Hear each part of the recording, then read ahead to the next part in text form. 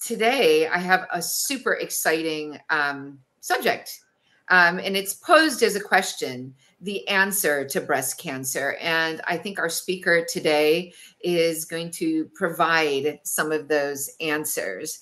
And with that, I would like to introduce Dr. Jenn Simmons. She is Philadelphia's former top breast surgeon and now founder and owner of Real Health MD. And, all I have to say is get ready to be blown away. So welcome, Dr. Jenn. Thank you. That was a very kind introduction. Although it kind of feels like I'm Philadelphia's former top breast surgeon, like I left in disgrace or something. But I actually left in enlightenment, right? Yes. And I want, we'll just go ahead. Let's just, that wasn't my first question, but explain how you got to where you are right now. No problem. I mean, I think like a lot of women, I have a pain to purpose story. But my pain started really young in that I was born into a breast cancer family. And I really don't know a time in my life where I didn't know about breast cancer, where breast cancer wasn't a part of the thread of the fabric of our family. So as a very young girl, I had a first cousin. Her name was Linda Creed. She was a singer-songwriter in the 1970s and 1980s. She wrote all the music for the Spinners and the Stylistics. You might be too young to know that. She wrote 54 hits in all. So she was brilliant, beautiful, larger than life, walked into a room and lit it up. She was the queen of Motown sound in Philadelphia. And she was my first cousin. I'm from Detroit. I love Motown. Yeah, of course. So, some people say like, my cousin's a rock star. My cousin was literally a rock star. So the most famous song she ever wrote was The Greatest Love of All. So she wrote that song in 1977 as the title to, I know, like, it's like one of the greatest songs of all time. And it doesn't matter how old you are. Everyone knows this song, right? It's like jaw-dropping. So she wrote that song in 1977 as the title track to the movie The Greatest, starring Muhammad Ali. But it actually received its acclaim in March of 1986 when Whitney Houston released that song to the world. And at that time, it would spend 14 weeks at the top of the charts. Only Linda would never know. Linda died of metastatic breast cancer 1 month after Whitney released that song. I was 16 years old and my hero died. I still, to this day, can't tell the story without feeling that moment. And Linda's life and ultimately her death gave birth to my life's purpose, because I never wanted another woman, another family, another community to have to suffer like I suffered. And I did the only thing I knew how to do. I became a doctor. I became a surgeon. I became the first fellowship-trained breast surgeon in Philadelphia. I do that for a really long time, and I do it really well. And I do it long enough for my aunt to be diagnosed. And I do it long enough for my mother to be diagnosed. And I'm in my 16th year of practice. And I go from being one of the most high-performing people you have ever known to I can't walk across the room because I don't have the breath in my body in a course of 1 week. And so I undergo this intensive workup. And I'm sitting in the office of my friend and colleague and physician. And he tells me that I need surgery and chemoradiation. And I'm going to be on lifelong medication because I'm never going to be free of this. And despite the fact that these are things that I said all day, every day to people without hesitation or reservation, when these words were coming at me, I was having an out-of-body experience. Like I somehow just felt the universe say to me, there's something more. And I walked out of the office. I refused treatment. I was running a cancer program at the time. I knew this was the standard of care. I knew how this was treated. My doctor said the very words to me that I had said hundreds of times, because when people ask me what will happen if I don't treat it, I tell them that they're going to die of their disease. And that's exactly what he said to me. And I told him that I couldn't explain it, and I still can't. But something told me to walk away. There's more. And so, whenever you get a life-threatening diagnosis, the last thing you can do is sleep. So I was up all night long researching in any way I could. And I went to Dr. Google, and at this time it was 2016. And yeah. And, I told everyone, all of my patients, never to use Dr. Google, but I figured because I was an educated consumer, I would be able to discern what was true and what wasn't. And with Dr. Google, I heard stories again and again and again pointing me towards nutrition. Now, as a traditionally trained MD in this country who went to one of the finest medical schools, we were taught that nutrition is not that important, because if it were important, we would have more than 15 hours of training throughout our entire career. And that's all I got. I got 15 hours of training around nutrition in my first year of medical school, and then never again. And, I'm someone, because I am a board certified fellowship trained surgeon, I had 11 years of higher education. 15 hours of that time was spent on nutrition. So, the message to us was, it can't possibly be that important. But I got the sense from Dr. Google that I needed to look into this more, because there had to be something to it. It kind of like where there's smoke, there's fire. And so I remember calling the Institute for Integrative Nutrition, because I decided that that was a course that I could do within the confines of my life, and I wouldn't have to stop practicing, and I wouldn't have to stop working or mothering or, whatever, all the other things that I was doing. And I made them swear up and down that I would truly learn something. At this point, I had been a doctor for 20 years. And, I wanted to really know that if I was going to invest my time and invest my money, I was going to get something worthwhile out of it. And they said, yes, yes, yes. And we have plenty of doctors on our program. And so I go, and it's one of the very first lectures. And a man named Mark Hyman walks on the stage. Oh.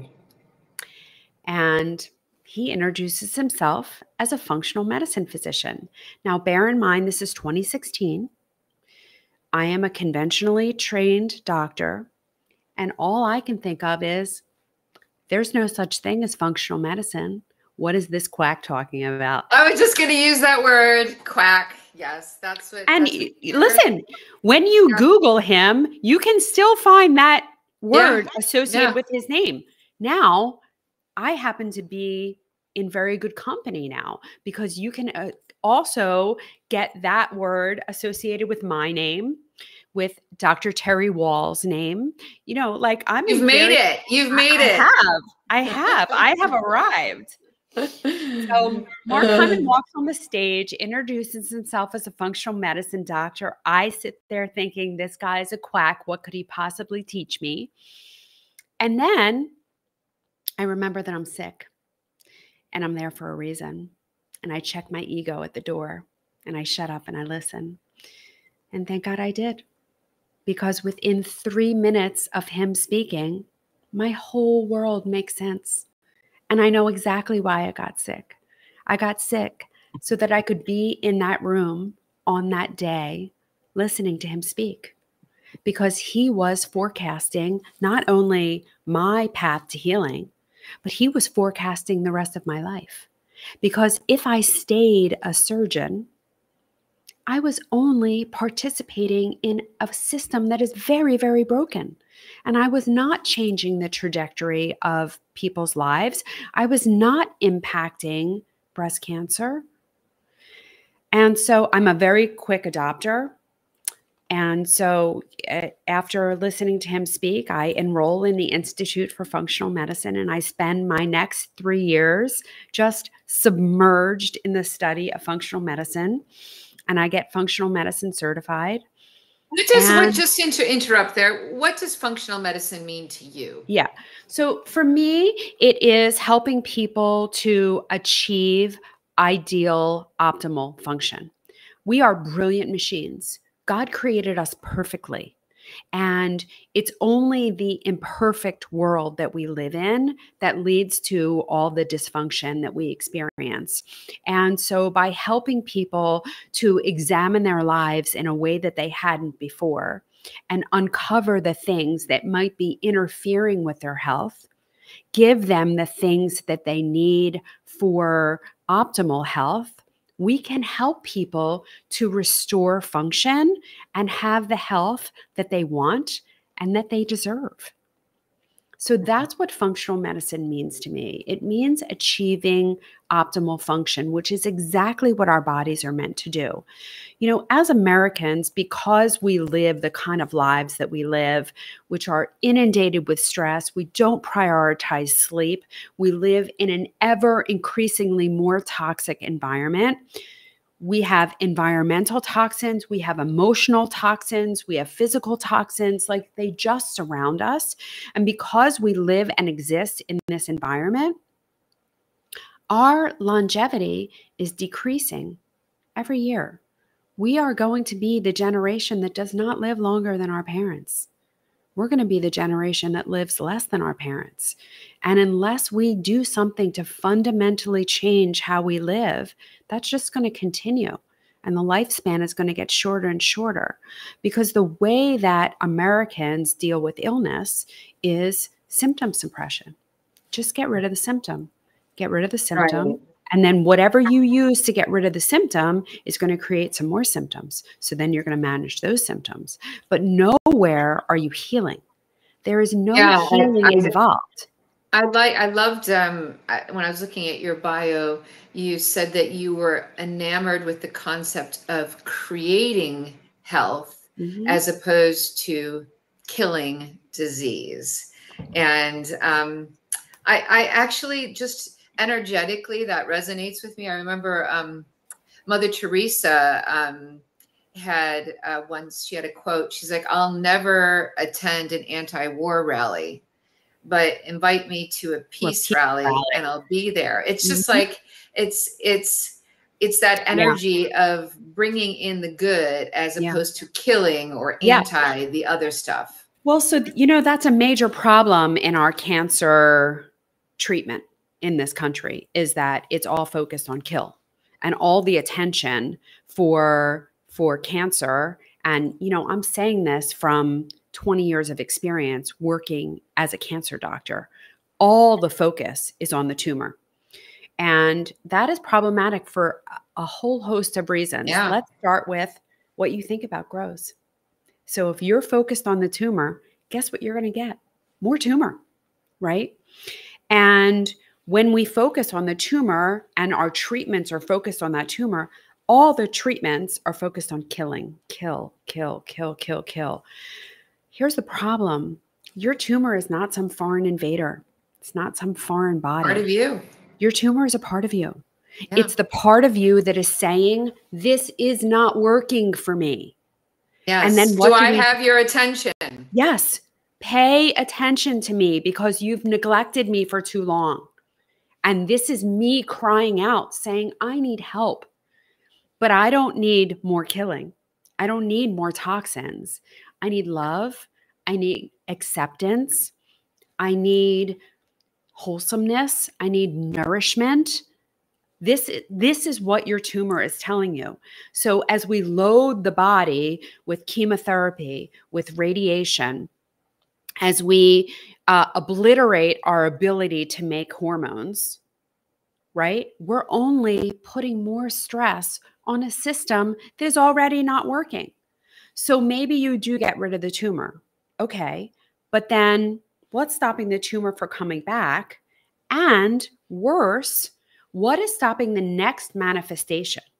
Because the vast majority of women who get breast cancer, they don't die of breast cancer. The vast majority of women that get breast cancer die of cardiac disease. They die of heart disease. And this is because it is the same thing at the root. It is this inflammatory state that leads to these diseases. And so if you don't ever figure out your why, if you don't ever acknowledge why that breast cancer happened in the first place, and all you do is cut it and burn it and give it chemicals, then those treatments, while they may get rid of the tumor, they will also accelerate heart disease. They'll accelerate bone loss. They'll accelerate dementia. They will damage your blood vessels. And so they're just setting you up for the next manifestation. And women who are treated for breast cancer are 2 to 3 times more likely than people who have not had breast cancer of dying of heart disease. And heart disease is by far exponentially the number one threat to a woman's life. So as we think about how we're treating breast cancer, we really need to be thinking about how we're treating the person in front of us. Because if we're trading in their breast cancer for cardiovascular disease, we have not helped them. We have not helped them at all. And when you look at how people spend the last 2 decades of their life in this country, it's miserable. It's debilitating. It is not a quality-filled life. It's not a life worth living. And when we compare them to how people live their lives around the world in the blue zones, where, yes, these people are definitely eating better than we are. But the other thing is, and this is a part that our medical system doesn't acknowledge, doesn't appreciate, and doesn't prioritize, is that their elderly are valued. Mm-hmm. Their elderly are considered the wise people of the population. Their experience is treasured. They grow up in multi-generational households because that way the children have the benefit of the life experience of their grandparents and their great-grandparents. And these people live well into their 11th, 10th decade and 11th decade because they are connected. They have strong social connections and they are purpose-driven. Their lives mean something. And we have completely lost that. And, I think the first question that we should be asking people when they get these major diagnoses is like, I think about the line from The Princess Bride. Do you know that movie? It's one of my favorites. Hey, hello in there. What do you got that's worth living for? Like, we need to be asking this question. What do you have that's worth living for? Because if you have something worth living for, it's time to commit to your health. And we don't. We farm our health out to doctors. With that. So, does that relate to my next question? This is something I ask everybody that goes on to my show. What does it, mean to you to be high performing? Well, so what it used to mean was that I was really good at my job. And I'm sure a lot of people can relate to that. Yeah. And a lot of people are defined by their jobs, right? Yeah. And I was really good at my job for a long time, but it cost me my health. And now what I think it means to be high performing is to be good enough to allow the people around you to do their best, to be inspiring, and to be able to delegate for the greater good so that you can be successful at whatever it is that you want to be successful at. So for me, that includes obviously my career, because I am on a mission to change the impact of breast cancer on millions and millions of women. But at the same time, I'm also on a mission to be an extraordinary wife and have a beautiful relationship with my husband that will last for the rest of our lives.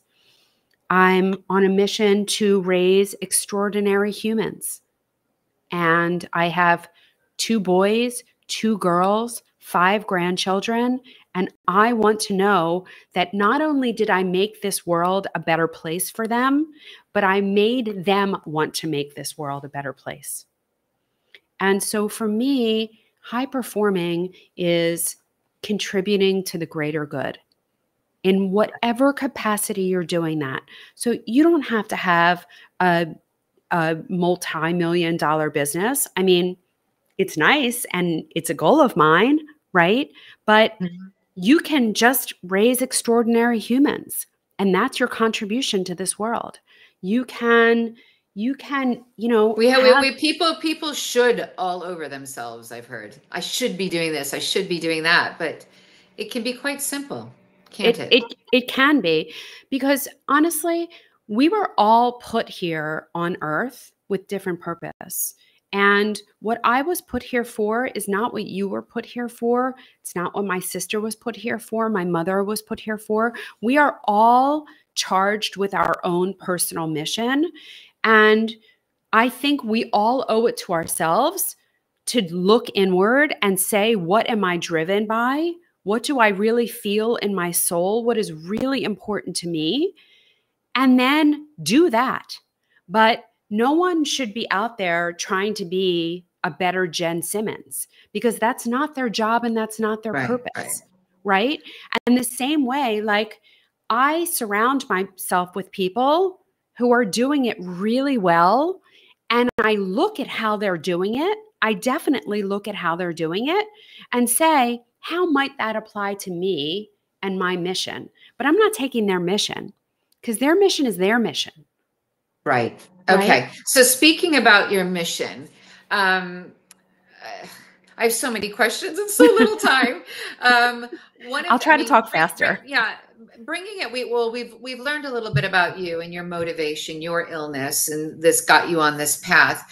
But I want to move into the whole breast health subject and get some of your pearls of wisdom before we finish. So, talk to me about early detection. And I'm actually fully bought into the myth of mammograms. Yeah. So, this may come as a shock to everybody. I know people that try to get them maybe once or twice a year just so they can be safe. So that's the whole myth, is that people think that mammograms save lives because there's been a brilliant ad campaign saying that. Right? And they think that there's safety in getting a mammogram. And it's so counterintuitive, but they've bought in hook, line, and sinker. Like, the mammogram campaign is the most awesome ad campaign. There are a couple more awesome ad campaigns that we won't get into today because we don't want our voices taken away. But let's start with the mammographic screening program was released in the 1970s. And it was based on a premise.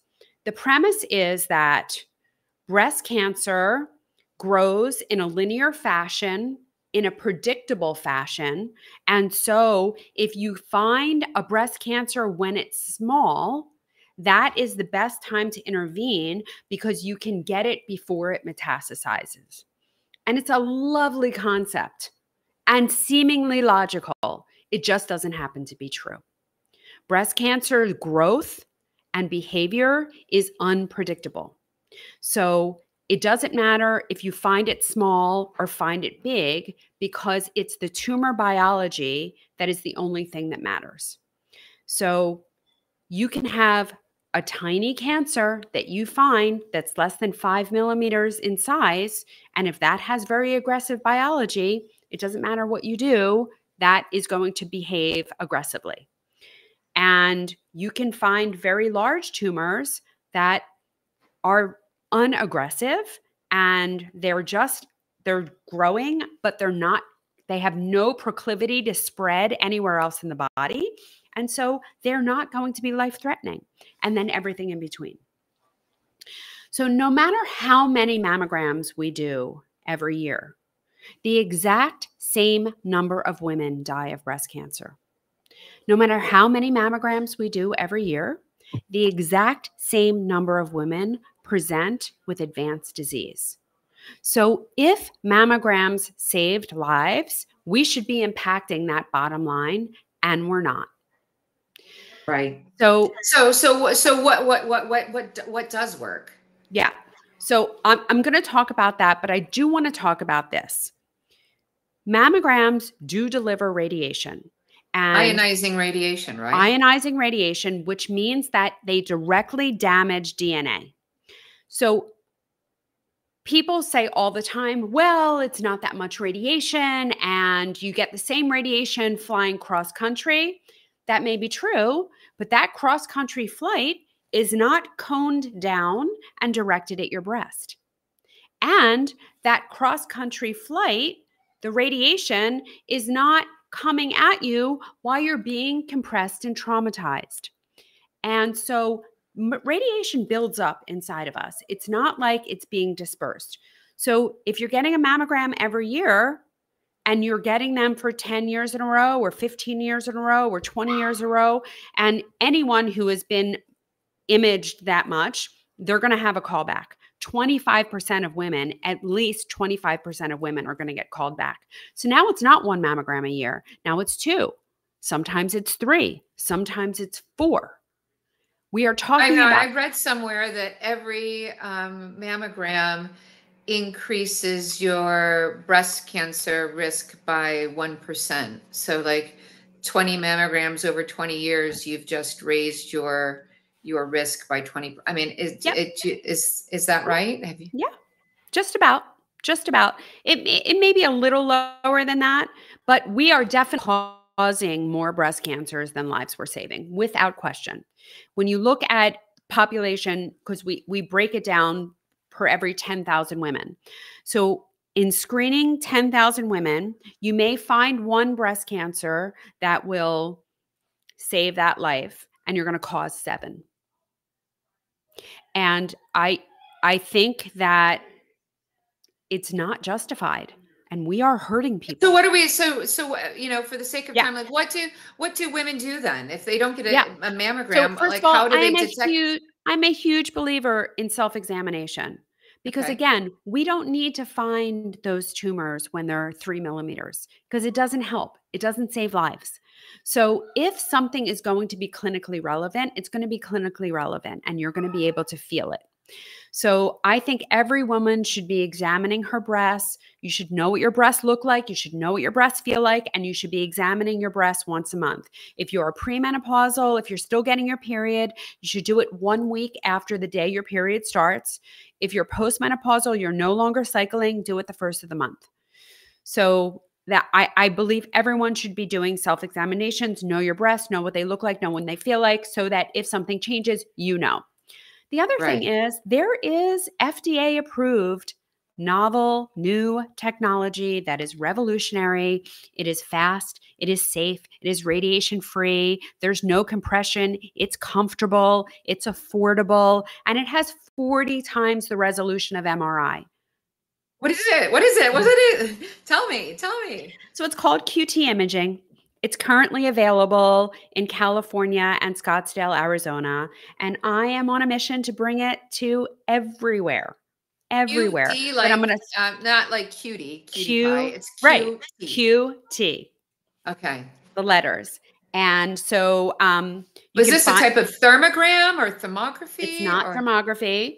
So it uses sound waves to create a 3D image, but it's not like ultrasound. The images have much more resolution. So this is a novel technology that is unlike anything else that is out there. And it is FDA approved. And most importantly, it is FDA approved to screen the women that need it most, the women with dense breasts. Right. And what about the other women? Anyone can have this as a screening examination. It is safe. It is effective, and But only in Arizona and California right now. For now. But Right. give it 2 years and it will be almost Right. everywhere. And how much does a screening like this cost? Does insurance cover it? Insurance is starting to cover it. Anything new, it's going to take insurance a little time to catch up. And believe you me, the mammographic machine manufacturers and the MRI manufacturers are not happy about this and are going to try to block it. But it costs anywhere from $350 to $500, depending on where you're having the study done. And then most people will be able to get reimbursed at least something from their insurance company. Okay. Yeah. All right. So that's awesome. So hope for the future, lots of hope for the future. Okay. So the next question I wanted to ask you, which is also related to women's health. Yeah. What is your view on estrogen and bioidentical hormone replacement? Because I know the Women's Health Institute, years back, there was this big thing and like, don't do it. It causes cancer, or it causes heart disease or something like this. And don't I you think wonder why they were so intent on saying that? Well, I do wonder, but yeah. Do you want to know why? Because I'm presenting on this at A4M in 2 weeks. A4M. And A4M is the longevity fest that's going to be in Las Vegas, right? Yep. Okay. Oh, I'm gonna be there. I hope to see your lecture. Yeah.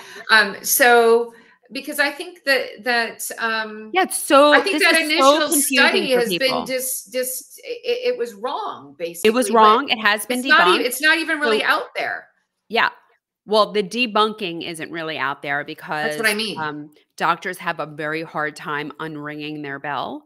And so unfortunately, the primary investigator of the study said from the outset that he was intent on stopping the wave of hormone replacement. He thought it had its time and it should be over. Why? And what was the benefit of that? Well, when you always have to follow the money, right?